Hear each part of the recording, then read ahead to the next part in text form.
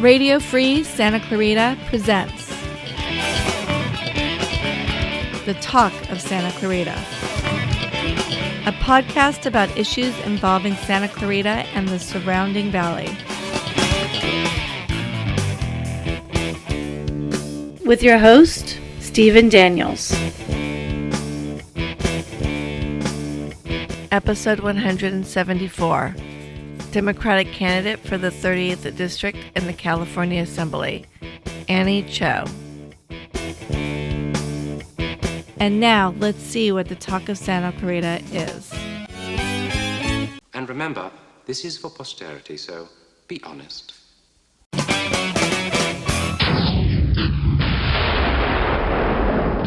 Annie Cho, welcome back to the Talk of Santa Clarita. Good morning. Now, it's been, 2 years since last time we talked? Yes. Yes.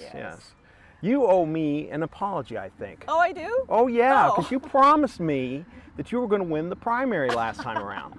And that you were going to be back after you won the primary. It didn't happen. I lost sleep over it. I didn't have a show to do.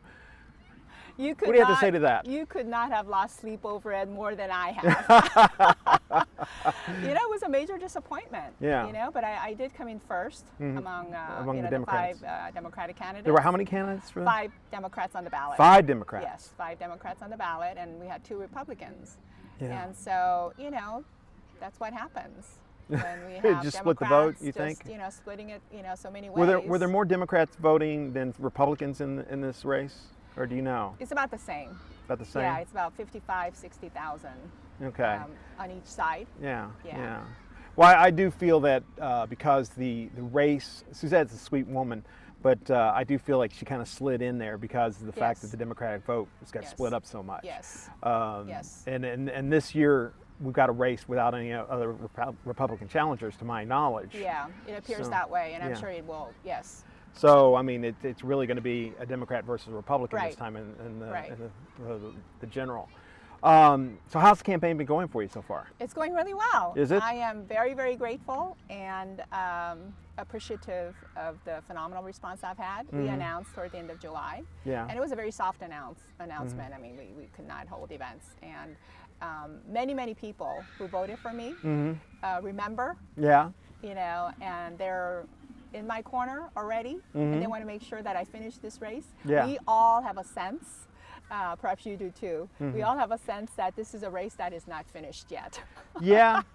I think, like I just was saying, I think this is going to be the race to watch right now. I mean, all 3 candidates, yourself and Jonathan and Pilar, are all real strong candidates and good Democrats.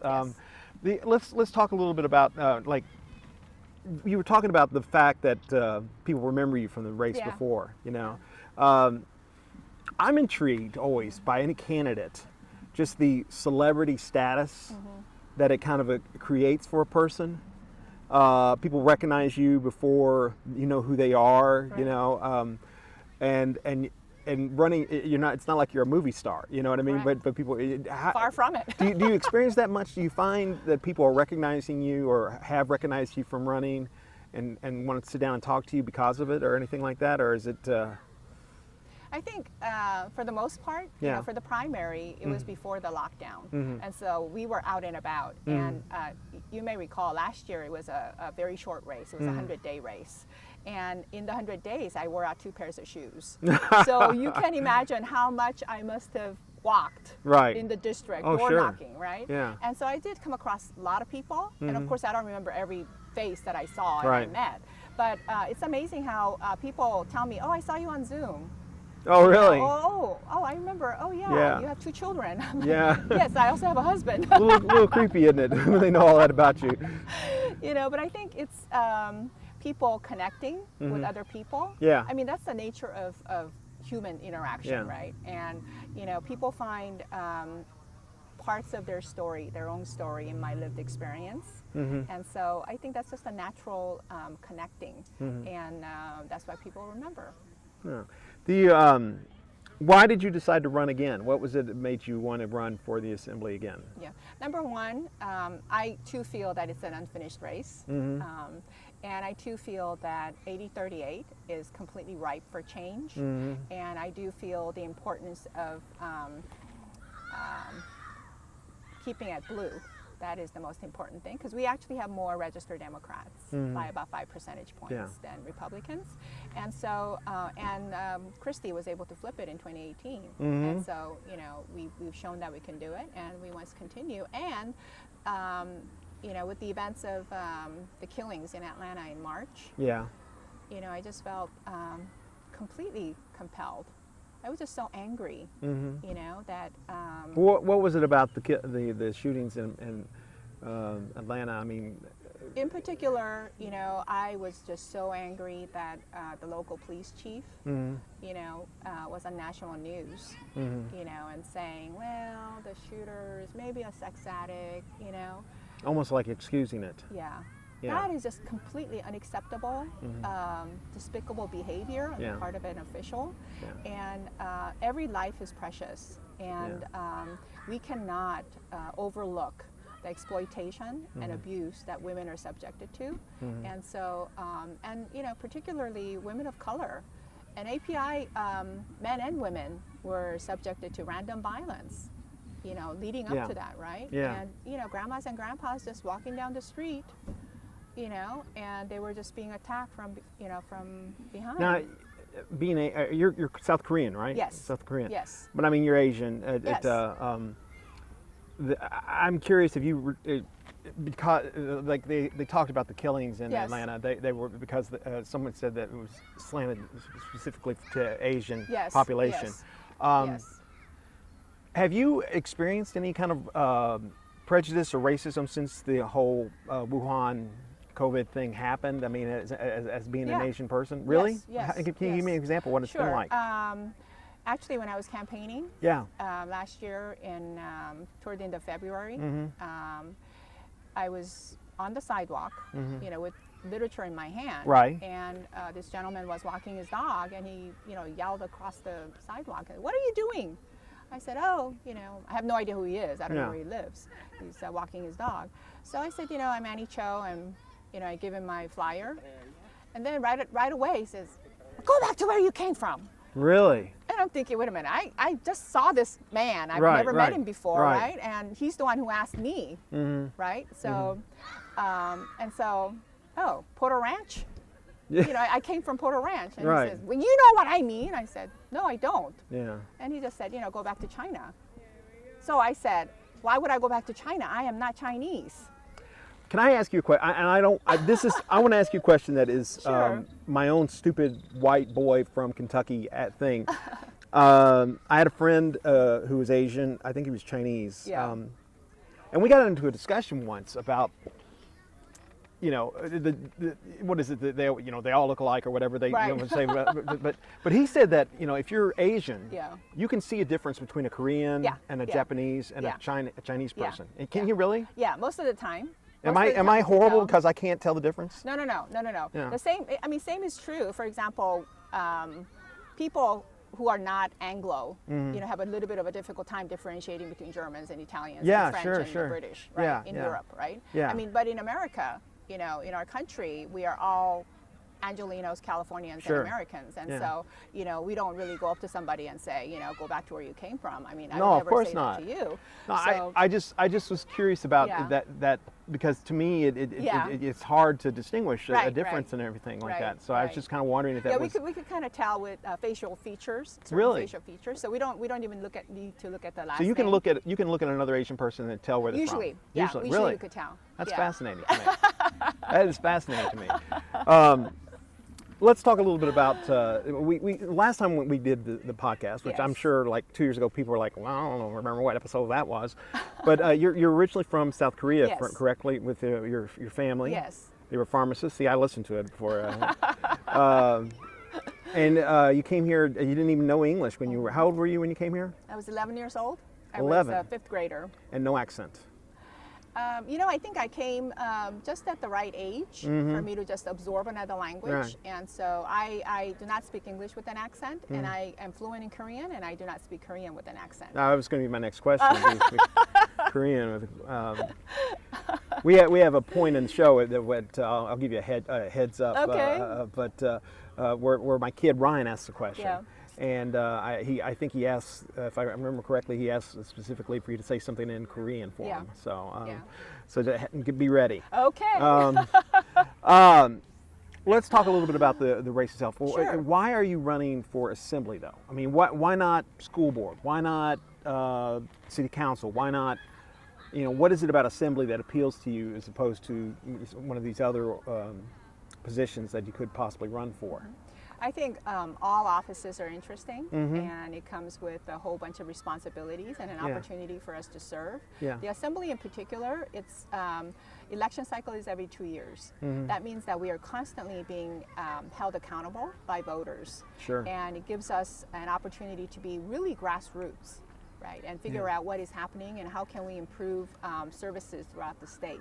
So it's a state office, and it's a legislative office, and so we have an opportunity not just to represent the people and voices in our assembly district, but to work with other members of the assembly and state legislature. Was that more appealing to you than, say, school board or city council or something like that? Yeah, at this juncture in my life, because my children are all grown now, and so, at the time when my children were in school, I would have been interested, but I had, other obligations, family obligations. It's interesting that you bring up the kids, because Cameron Smythe, when he was in assembly, complained to me about the fact that he was missing seeing his kids so much. Right. And that's why he went back to city council after he turned out for assembly. Yeah. So it's like a reverse situation there, because he was missing seeing the kids play their baseball games and et cetera, because he was always up in Sacramento. Yeah. Right. Or you could be in Sacramento or in Washington, D.C. Yeah. And so, that in itself is a major sacrifice. I don't know how you would do it with a kid.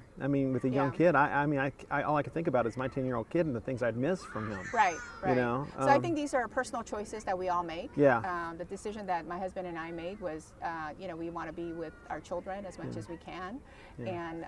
And, when you have child care and elder care challenges, that pretty much eliminates everything else. You have your job, and children and parents and that's what I focused on. And now that they're all grown up and my husband is, able to take care of himself. What does your husband do for a living? He's a CPA. CPA? Okay. And it's an opportunity for me to continue my activism. How long have you been an activist? Since the late 70s. Late 70s? Yeah. What all have you done? I'm a few years old. What is your best memory? I mean, as far as like activism goes, like what was the first thing you did as an activist? Yeah, first of all, I served on the Free Church Suli Committee, and it was a Korean American. He was a Korean American ex-gang member. Okay. From Chinatown, San Francisco, who was who was placed on death row, and placed on, and we worked to get him off death row and out of prison, because one of the reasons why he was there was because he did not have proper legal representation. And in the 70s, we did not have internet, we did not have social media, and so only thing we could count on is news. From Korean newspapers. Right. And so, we read about it, and a few of us in LA said, wow, this is wrong, because if it happened to him, it could happen to us. And so we mobilized, and, we put together a grassroots effort and got him off. And that was my introduction to community activism. And, when we first came here, we were in the heat of the Vietnam War. Yeah. Right. And, I remember watching Walter Cronkite, nightly news. When we first came here, actually, we thought he was the president of the United Did you really? States. Some people still do. we didn't know, right? Yeah. And I was very, very heartbroken when I saw the images of our boys coming back home in body bags. Yeah. And I just felt that there was something wrong. With so many of our boys coming back. Right. And they were dispatched to places they had never been before or heard about. Yeah. Right. And so I thought, that's how I feel, and I need to, raise my voice and speak up. And so that's what exposed me to the importance of participating. Did you get anything out of it once you got involved? I mean, was there, obviously you got something out of it because you kept doing it. You kept getting involved in stuff like that. But what is it you get out of it, the activism? It's a great learning experience because you truly understand. I majored in political science at Cal State LA.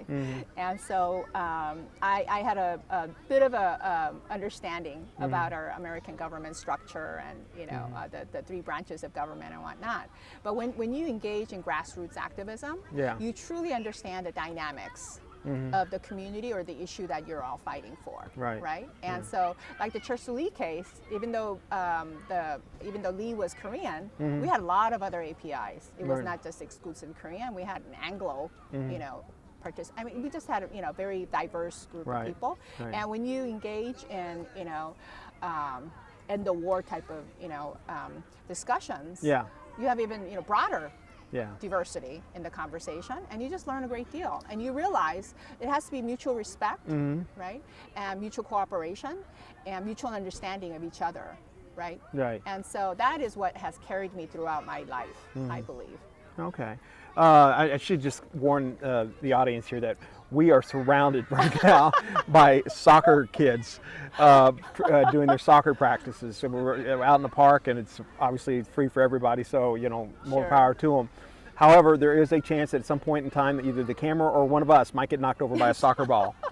So comedy may be coming forward. We'll see what happens. But it's actually good to hear children. Just see them get out and play again. So how'd you handle the pandemic and just being stuck inside? At first I didn't know what it was, just like everybody else, and I just thought, what do we do? This has never happened to me before. And it was just very, very eerie. Right. And I think most of us were worried, okay, what is going to be our way of life in the immediate future? Since we didn't know, is this going to last a month, a year, what is it? And, it's humans are resilient, right? I've noticed that. I would actually say that's one thing I've seen.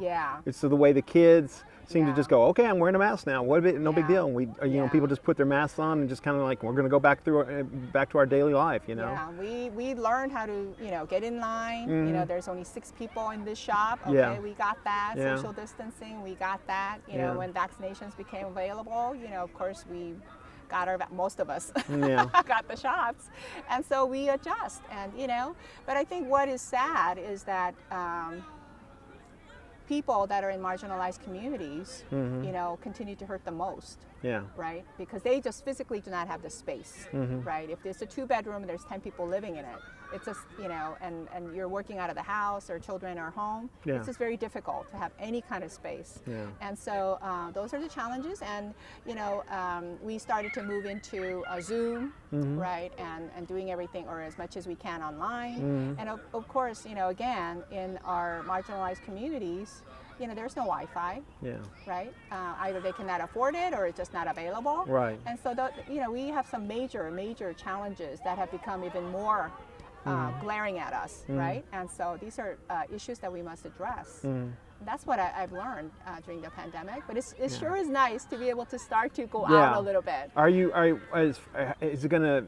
I mean, there's still the Delta variant. People are still wearing masks. Are you going to go out door to door and knock and everything like that during the pandemic? During this situation? Hopefully, things will get even better than now. It's gotten much better. But I plan to wear out 10 pairs of shoes. 10 pairs of shoes. One a month, I guess.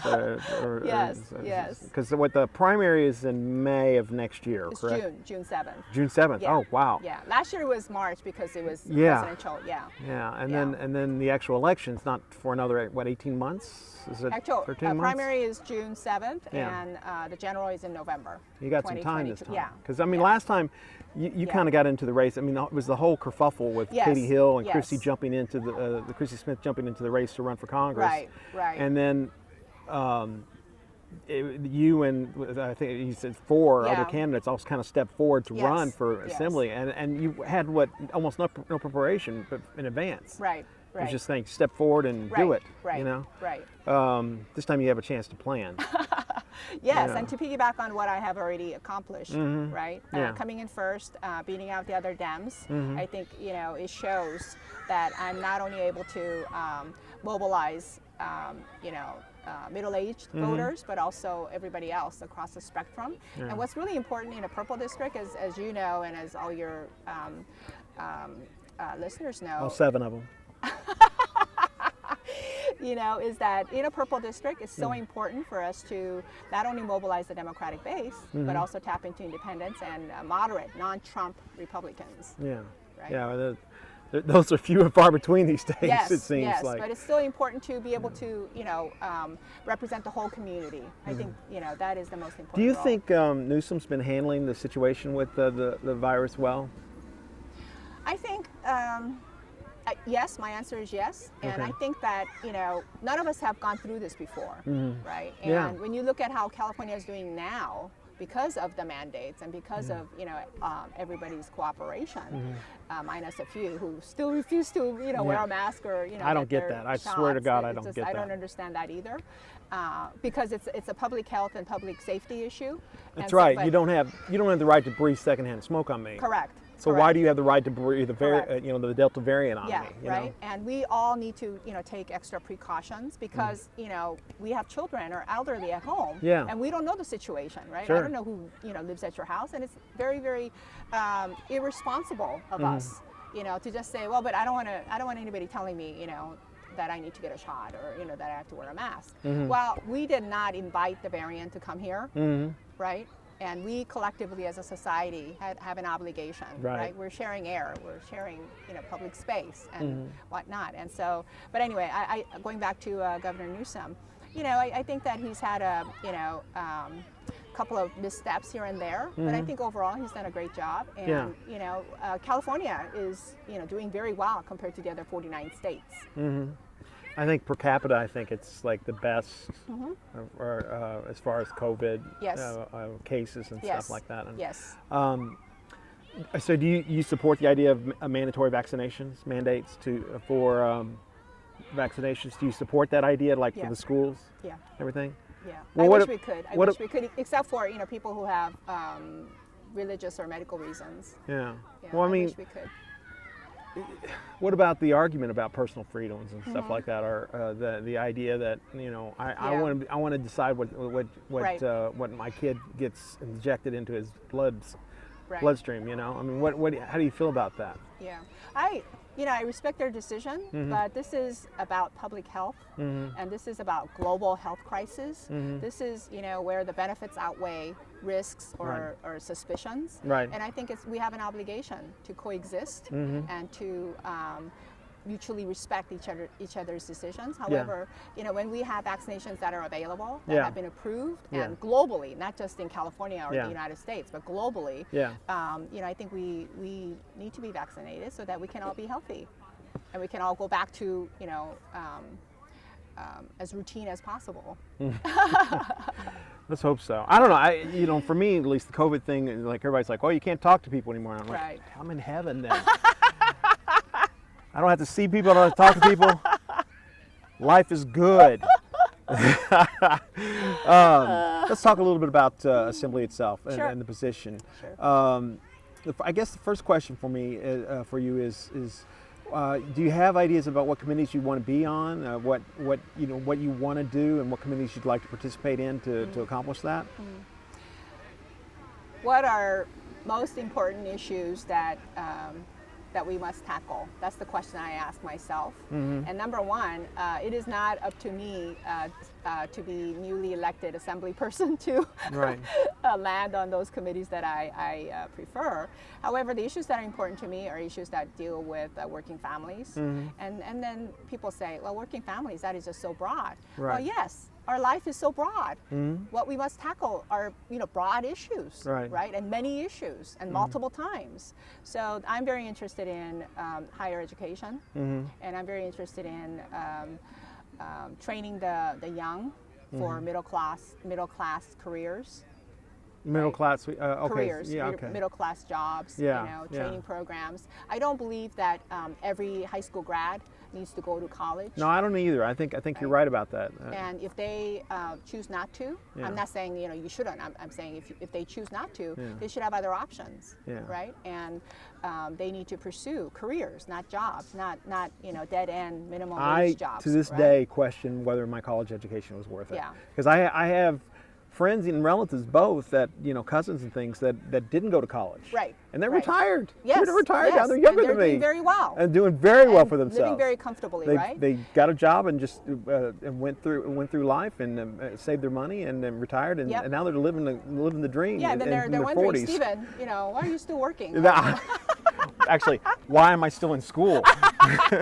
is actually the real thing to say there. Yeah, but, and with the college tuition being so expensive, many college grads are ending up with huge amounts of student debt, right? Yeah. And so we have to question and we have to figure out what other alternatives, what other opportunities can we make available, and make sure that young people have an opportunity to take advantage of them. And so I'm very interested in that because our future, they become the future vibrant members of our workforce, and that is going to be the driving engine for our economy, right? And so it's just really important for us to be able to invest. Do you think the government, the Democratic government that is running Sacramento right now is a whole doing a good job? As a whole, I think we're doing a good job. People often say, well, you have an absolute majority, just absolute majority that is not seen in many other states and perhaps the only state. That always intrigues me because it's like somebody appointed a Democratic majority. They were elected. Right. It's not like it was on some underhanded trick. Correct. The people wanted Democrats in every district. Decided who they wanted to elect in their own neighborhood, in their own communities. Right. And collectively in California, this is how we've become. But I don't need to remind you, Stephen, that even though it's a blue state, we have different shades of blue. Yeah, definitely. Right. Definitely. And there's a great deal of friction, and and again, it goes back to my guiding principle. Yeah. Courtesy, mutual respect, and understanding of each other, and embracing the need for us to craft a vision for the next generation, right? This is so important to everybody, not just people who live in Santa Clarita or who live in San Jose. This is important to all Californians and pretty much all Americans. Yeah. What is the first thing you'd want to do when you were elected? When you're elected. When I'm elected. Yes, thank you. Thanks for that correction. When I am elected, first thing I want to do is visit as many. Yeah. I think he wanted to join the conversation. Yeah, I think he does. He's welcome. Yeah. I would like to visit as many households in Santa Clarita. Yeah. Right, and just to thank them. Thank them. Just to thank them. That would be the. But I mean, is there a legislative measure that you want to put forward or anything like that specifically, okay, this needs to be a law? Yeah. I want to work on having more affordable, quality childcare available throughout the state. Can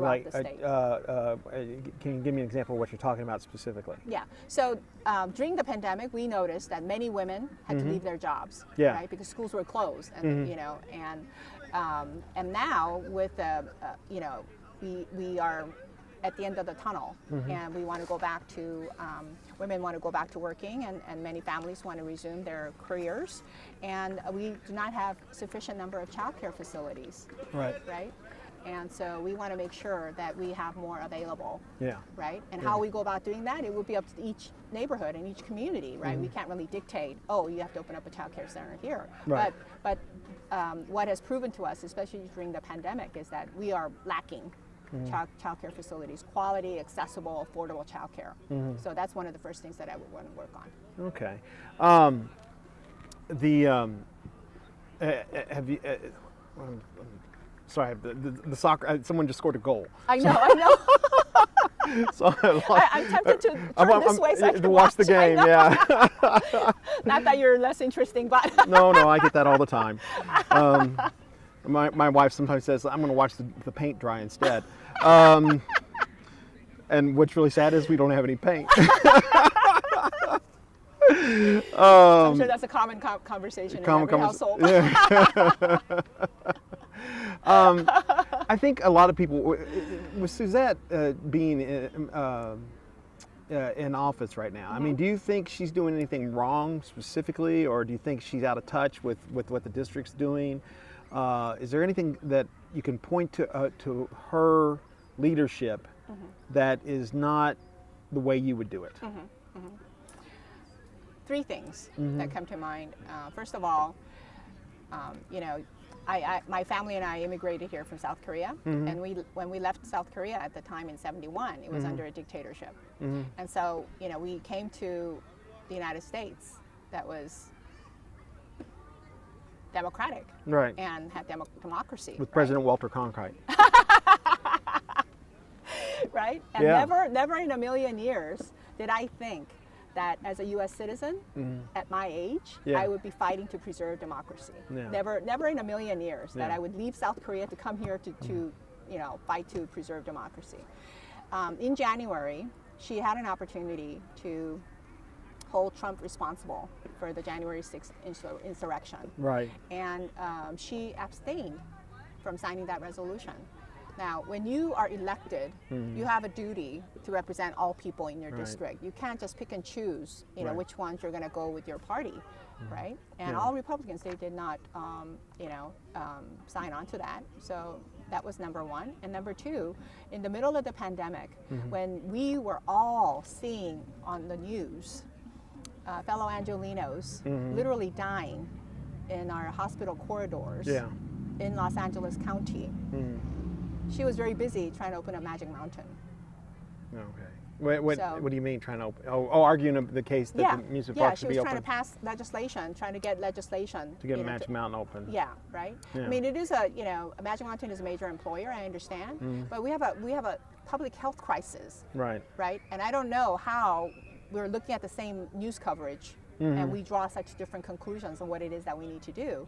You know, in the middle of the pandemic, we needed more leadership on how to open up more COVID testing centers, how to get, you know, vaccination centers lined up. That's the thinking and leadership that we needed to see, and that was not there. And thirdly, when during the recall, you know, she actually was on stage with Larry Elder. Really? In Castaic. So, you know, and true, we have other Republican elected officials, but she was there. You know, the interesting thing about Suzette is that she had done the show when she was going to run for Congress. Yeah. And I congratulated her, you know, through Facebook when she won. And she said she'd love to do the show again and everything because she wanted to reach across the aisle. Yeah. And yet she seems to have gone more extreme. Right. With their values, I mean, with Larry Elder, I mean, standing with Larry Elder, I mean, come on. Right. And she's also shown a reluctance to be scheduled to do the show now, which is funny because, you know, Christy Smith had no problem finding time. You know, Steve Knight has no problem finding time. Right.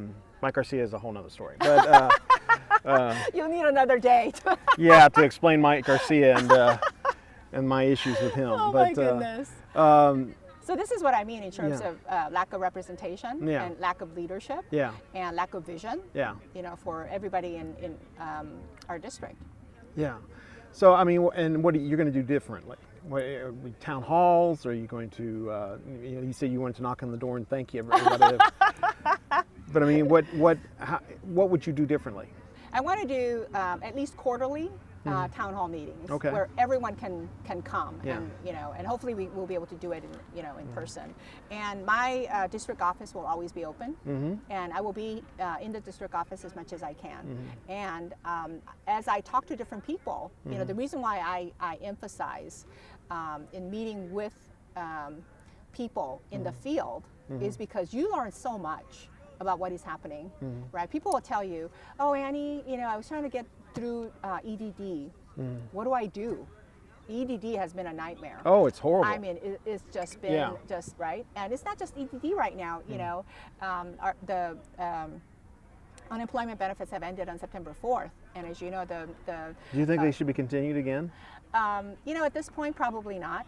You know, because the people have said it's already been extended several times, and you know there are many job openings, and people are just not feeling it. Well, there are reasons why people are not, you know, able to hire. So anyway, but right now, rent relief right? There is such a backlog. We have the federal funds that are available to be dispersed to Californians, and we are just not having a efficient time getting it out. And when the moratorium is evicted or lifted at the end of September, we are going to have major crisis.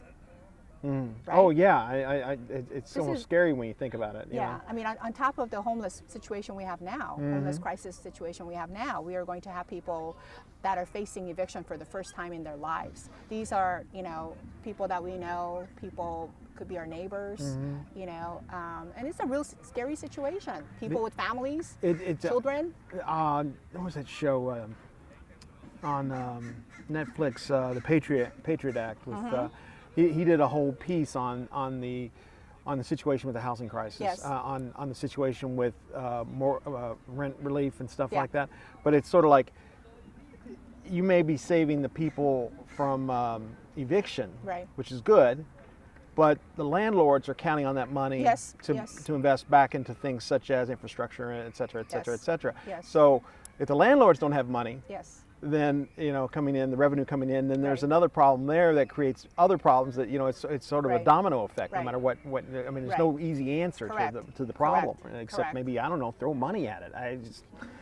I mean, it just seems like that's about the only thing to do is just pay people's rent or something. I don't know what do you think? I mean, it's not just rent at this point. It's back, delinquent utility bills. I mean, just one thing after another, right? Because people just have not been able to work. And so, number one thing we need to do is make sure that the relief aid gets to the people who need it, right? Because again, people need to pay rent so that the landlord is able to pay the mortgage, right? And make repairs or whatever else that needs to be happening. And we truly need to make sure that everything is running, right? Because everything is all interrelated, right? It's all intertwined, right? And so we just have to focus on that and make sure if it's broken, and I mean, like the situation at EDD, I mean, they had computer systems that are from the 90s, right? I mean, or earlier, right? I mean, it's just I think they're still using floppy disks, actual floppy disks. Yeah, I mean, where do you even get the, replacement parts for that? I don't know, right? So this is the kind of leadership we need, right? Because, it's so easy for us to say, oh, we're going to fix this and we're going to fix that. Okay, I always ask how. How can we fix it? Right? Because, I mean, especially with computer technology, the way it is now, anything that's 3-5 years old is pretty ancient. Yeah, right? So we really need to keep up. Right? And so, most of us are, getting our cell phone, and getting a lot of data on our cell phone. So sometimes our what we have, the device in our hand, is more recent, than what our government agencies are using. And so there is that disconnect, right? And ultimately, the people that suffer the most are consumers and, taxpayers. I can't tell you how, I mean, I was receiving unemployment during the pandemic for a while too, and I can't tell you how hard it was to even contact somebody. You couldn't get through on anything. It's like, and the website would crash, and it just, I mean, it was insane. Yeah, with 5 million people trying to get on, so of course it'll crash. And with outdated equipment, outdated technology, it just and so those are the kind of things that I want to do. And again, the reason why I have learned so much from community activism from early on in my days in college is that, again, you just learn so much. You just learn so much. And you have perspectives that you never imagined sitting behind a desk in your office. Sure. The one of the big topics that people are dealing with or talking about statewide is the issue of the homeless issue itself. Probably the biggest crisis we have outside the pandemic right now in California. What is your solution to it? Is there a solution to the homeless problem out here, or what do you think? There is no magic bullet. Because the situation has gotten so bad. It's become a crisis on steroids. Right? Over the years, it's just become unmanageable. And so, right now in Los Angeles County, we have about 66,000 people that are homeless. It's insane. It is crazy. It's bigger than the town I grew up in. It is just absolutely crazy. And and some of them are, I would say about 30% of them are with children, families with children, right? And so, and when you look at students that are at places like Cal State University in Northridge at CSUN. Yeah. Their student population is about 40,000, and about 35-40% of the students, right, live out of their cars. Okay. Yeah. So this is a major situation. Yeah. And so, and there's no easy fix. However, I do think that availability really depends on affordability, right? It is not that we don't have homes. It is not that we don't have houses. It's just that most people cannot afford it. So how do you bring down the cost that is more commensurate with what average person makes, right? Yeah. And so I think that's where we need to start. And it's all about, housing by itself is not an issue. Right. It's all about the communities. And, if you really think about going back to how we designed our neighborhoods, it goes back to the days of redlining. How do you mean? Think about that. So we had certain districts, certain neighborhoods. Oh, we're only going to be putting in apartments here. We're only going to be putting in, condos here or whatnot. And so, and back in the day, especially in LA County, we had strict residential neighborhoods and commercial areas and industrial areas. Right. We don't have mixed use, right? And we need to take a look at a plan to kind of look at the whole state, right? As being one whole continuous, continuous community, if you will, and figure out how can we make it more affordable so that people can actually have a roof over their head, which is a basic right. Yeah. Right. Do you consider yourself? Coming into. To me, I break down politicians into two types. Okay. Just two types? Yep, there's only two types.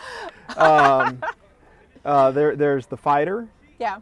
And there's the one that is more of a moderate in the sense of working together. So which are you? I'm both. You're both. You have to be both. Okay. Because even if you're a pragmatic, official, you still have to fight for what you believe in. Sure. And you are representing people who voted for you. You are not representing yourself, right? You have to take into account all the different views and perspectives of your district, and that is the ultimate responsibility of true leader. Right? Would you talk about representing the district and representing the people as a purple district? Would you vote against party lines for something that would benefit the district? Absolutely, without question. Yeah. If it benefits the district, that's what I would do. Okay. You have to do it. That is well, the point. you run. I mean, Christy actually ran into this problem. She was removed from a leadership position because she voted against party lines. Right. And she's kind of suffered. I mean, she had no issue with what she did, but she did kind of suffer the consequences as a result. You could be in a situation where they put you in charge of 4-leaf clover hunting and pork rinds. The committee on that, which is one of the top committees. But I mean, as a result of voting against party lines, there is that danger in that. I mean, what are you going to do if that happens? What is most important is to represent the people in my district. Okay. That is the most important thing. And especially in a purple district, we have to have a better understanding of what our needs are. Yeah. And what our needs as collectively, right? And so that is what's important. And again, I mentioned to you, asked me which committees I wanted to serve on. It is not up to me to, land on those committees, and it is not up to me to continue to serve. So you're okay with the committee on pork rinds? I'll send a note to Gavin. Was it Lyndon? Is it the name of it? Yeah, to the speaker. The speaker. You want to be on the committee for pork rinds.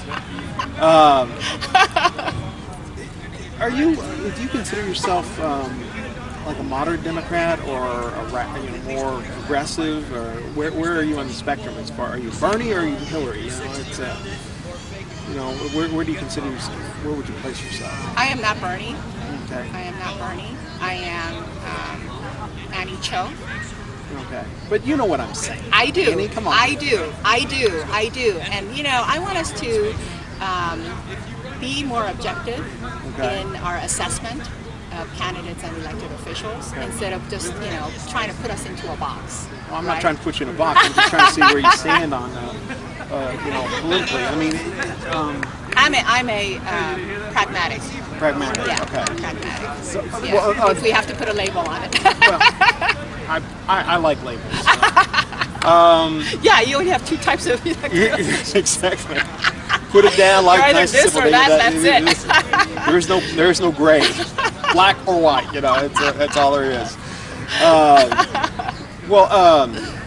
And then as far as I'm curious, is being a pragmatic Democrat that pretty much puts you in a moderate kind of category, I would say. Correct me if I'm wrong. But why are you a Democrat in general? What is it about being a Democrat that appeals to you? I've been a lifelong Democrat, But why? What is it about being a Democrat that makes you a Democrat? to be able to enjoy the liberties and live in democracy. You don't think the Republican Party does that? No, They're good at we are waving talking a flag. about we are talking about voting rights. No voter suppression. We are talking about individual liberties, individual rights, and all of that has come from the Democratic Party. And I am a proud lifelong Democrat, and I do not go back and forth. Some people will be a Republican this cycle, Democrat, and then back to independent, and then back to I've never swayed from that. And what's really important is for us to be able to participate in the governing process. And one of the ways that people can participate in that as a voter. Right? If you don't want to run for office, you can still participate as a voter, or testifying in community hearings or forums. And so we must do our part and participate. And in this country, and living in democracy, where we should be able to freely do that. Right. And we should be able to vote for people that we want to vote for, and those fundamental rights must always. We have to fight to preserve that. There's just no two ways about that. Is there anything about a Republican philosophy that appeals to you? The Republican platform in general that you go, well, I kind of agree with that? I think today people are having a conversation about the Republican Party and Trump driven Republican Party. Right? And so I think there has to be that distinction. And the Republican Party, before Trump was elected, was a little bit sane than they are now. Well, I think there. Well, again, my labels. There's Republican, and then there's Trump Republican. Correct. There's two different types of Republicans. Correct. Correct. That's why I said, it's important for people to realize that in order for us to flip the seat today, not only do I need to mobilize the Democratic base, but capture some of the independents and non-Trump moderate Republicans. That's the only way we're going to be able to flip the seat. I think that's the only way Christie was able to do it. And in our district today. And so we need to remember, do we want to keep a Republican who's out of touch with the people in the district, or do we want someone who's able to flip the seat? And that would be me.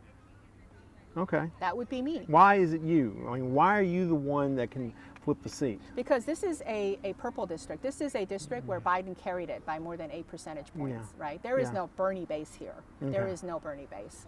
And this is a district where we have, even though we have more registered Democrats, like 38% of our registered voters, right? We still have about 33 registered Republicans and about 23% registered independents, right? So it is not clearly blue, like 90% Democrats, right? And so given this situation, we need someone like me, who's not only proven that she can get the most votes, in a 100-day race among the Democratic candidates, but also who can cut across different spectrum and truly serve the people of our district. And I think the more and more people that I connect with, they realize I'm the candidate. Okay. And that's why they're supporting me. Well, we're going to move into some fun stuff now. Okay. not that politics aren't fun, but we'll start off with Ryan's question. Hey Annie, can you say this in Korean? Vote blue, don't vote red. Vote for me and not Suzette. Oh, that's long. I know. You had to write it all down. Okay. How do you say that in South Korean? Okay, or so Korean. Oh, Korean, Yeah, excuse me. So in Korean, we generally don't say blue or red. That is, most people in Korean language do not connect with that. So vote for me and don't vote for Suzette. I will write it down. 민주당에 한 표 부탁합니다. 공화당엔 투표하지 마십시오. 애니조에게 한 표를 던져주십시오. 수zet한테는 투표하지 마십시오. That is okay. You know what? That's really long. Yeah, I was going to say. That's a lot of words. That's a lot of words, and even in English, it's a lot of words. What? Only thing you have to remember in Korean is 애니조한테 한 표 보내주십시오. Yeah, you lost me after Cho. That's give one vote to Annie Cho. I'll give one vote to. Okay, all right. Yeah. That's it. On our last podcast, you talked a little bit about learning English through television and stuff like that. What was your favorite Saturday morning cartoon show? I don't remember because. You've got to remember. Like Scooby-Doo, was it? Flintstones, The Flintstones, okay. Yeah, but I don't really remember because, I'm the oldest of 4 children, and I had 3 little brothers that I had to take care of. And back then we didn't have Home Alone days, Home Alone rules, and so, my parents were out of the house most of the time. Right. And so I did not have the luxury of, actually being able to enjoy a whole program. Right. And so I don't really remember. I remember bits and pieces, but I remember my peer tutors. That's what I remember the most. The what? Peer tutors. Peer tutors. Yeah, in the classroom. Oh, okay. In terms of how I was waiting for you to say I like the Funky Phantom or something like that. I'm not as much fun as you think. But this is, in the back of the class, I had a peer tutor who brought out, books, more like picture books, if you will. And it was like, Mark and Jane, and and that's how I learned English. I had never seen, the alphabet before I came here. Again, we didn't have, internet. We didn't have, Google. We didn't have, encyclopedias. Do you have any relatives in North Korea? I'm just curious. No, I do not. You're not? Yeah, both of my mom and dad's families are not from the north. So we personally did not experience the family separation from the war. But I've heard plenty. Oh yeah, I can't even imagine. It's crazy. And what's really tragic is that many of those people have already died. Yeah. Right, and they died without knowing the fate of their family members who were left behind in North Korea. Yeah. Well, that's kind of a downer note. Let's pick it up. Let's pick it back up again. First concert. Where's your first concert? I don't think I've ever been to a concert. You've never been to a concert? I don't think I've ever been to a concert. Ever? I could not afford it. I could not afford it. I cannot remember a concert. That's like the most American thing next to baseball. I know. I've been to the Dodgers game way back when. Okay, you've been to a Dodgers game. That's something. Had a Dodger dog. Yes, that was like the thing to do, but I've never been to a concert because again, I had to figure out, okay, how much is a ticket? Right, about $100 usually. Like back then I'm sure it wasn't $100, but and the time that I would go there to enjoy, let's say 5 hours. Right. That's 5 hours that I could not work. Okay. So minus the money that I could have earned, right? And so it's just not affordable. And if you today in today's living, right? If you ask some children, have you ever been to Disneyland? Yeah. No. No, it just doesn't cost too much. It's just too expensive. Yeah. It's just too expensive, and that's the same thinking. When we first came here, we just did not have any money. There were times when one loaf of bread, was not enough for one meal. Forget one day, one meal. Okay. And we did not have money to buy another loaf. So when you have that kind of situation, you don't have the luxury. Everything else becomes a luxury, right? And so I am very, very cognizant of what our working families are dealing with right now, and I want to be able to contribute to making it better for all of us. Okay, so let's try this then.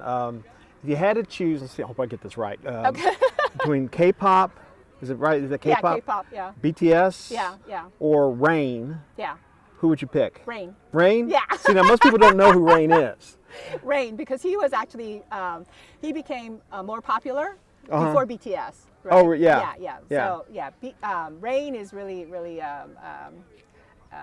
single, singer who actually, revolutionized K-pop, if you will. Yeah. Right? And BTS is a boy band. K-pop is not a band too, or is that's a terminology? It's a terminology. It's like okay. Korean, pop See, I'm culture. learning. This is exciting. This is why I do the culture. podcast. To learn. Now I know what K-pop is. Okay.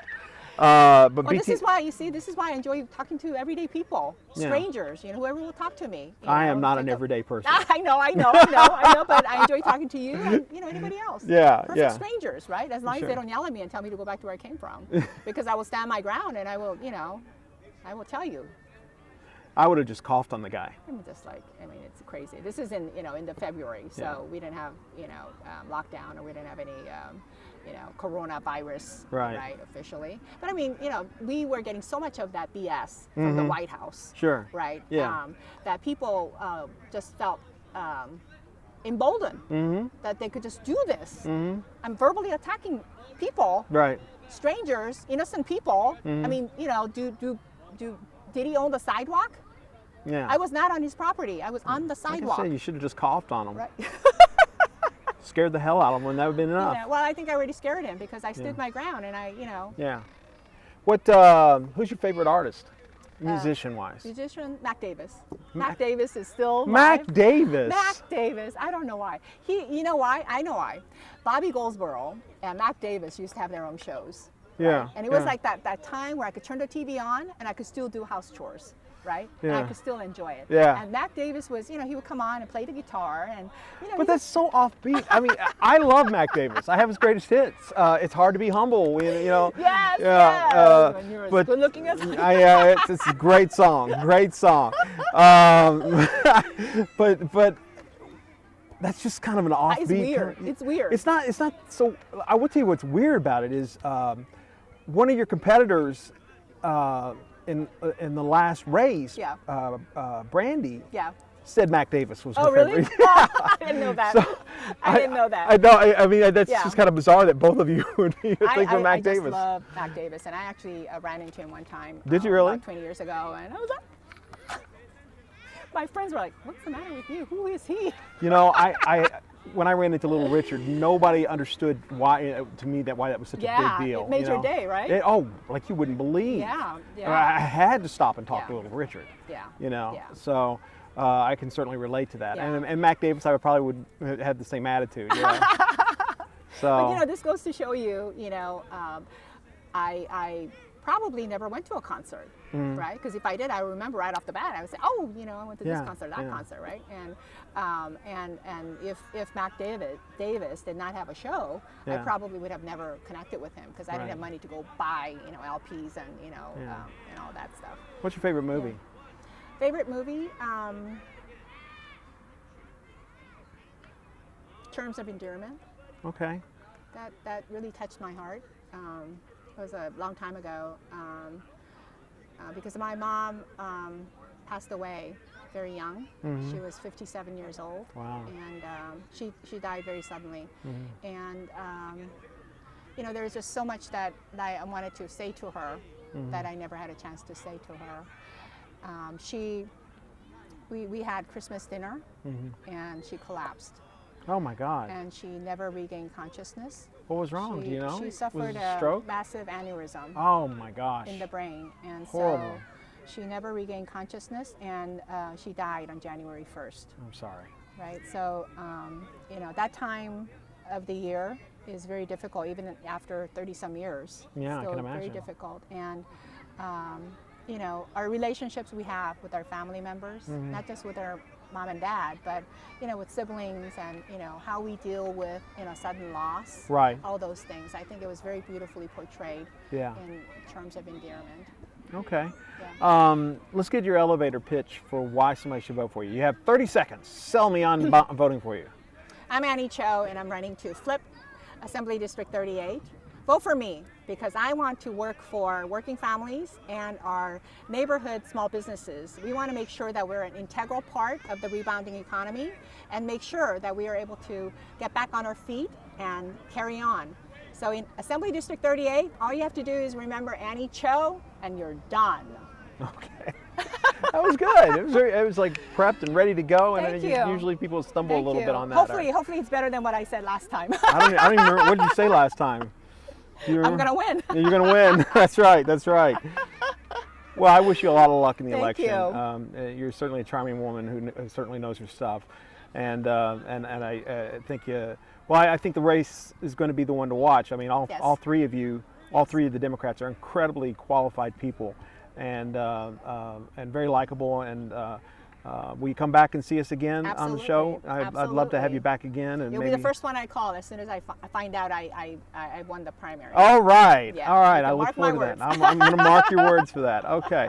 Well, thank you for coming on the show. We appreciate it. Thank you. And we hope it's always a pleasure talking to you. Oh, well, thank you. It's very nice. Yeah, it's so much fun. You and I both laugh. And we can talk about the bigger issues and still. Yeah. I think it's important to be able to do that. Yeah, I agree. I agree. All right. Well, we hope you guys enjoyed the talk. You've been listening to the Talk of Santa Clarita.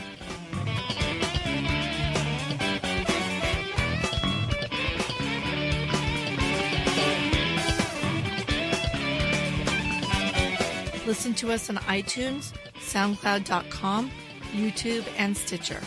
Barring a life event getting in the way, a new podcast is available every Tuesday. Questions, comments, and show ideas can be sent to thetalkofsantaclarita@gmail.com. You can also call or text us at 661-505-8672. That's 661-505-8672. Follow us on Twitter at The Talk of SC or on Facebook, Instagram, and YouTube at The Talk of Santa Clarita. You can also visit our website by going to www.thetalkofsantaclarita.com. This has been a production of Radio Free Santa Clarita Incorporated, a 501c3 nonprofit organization.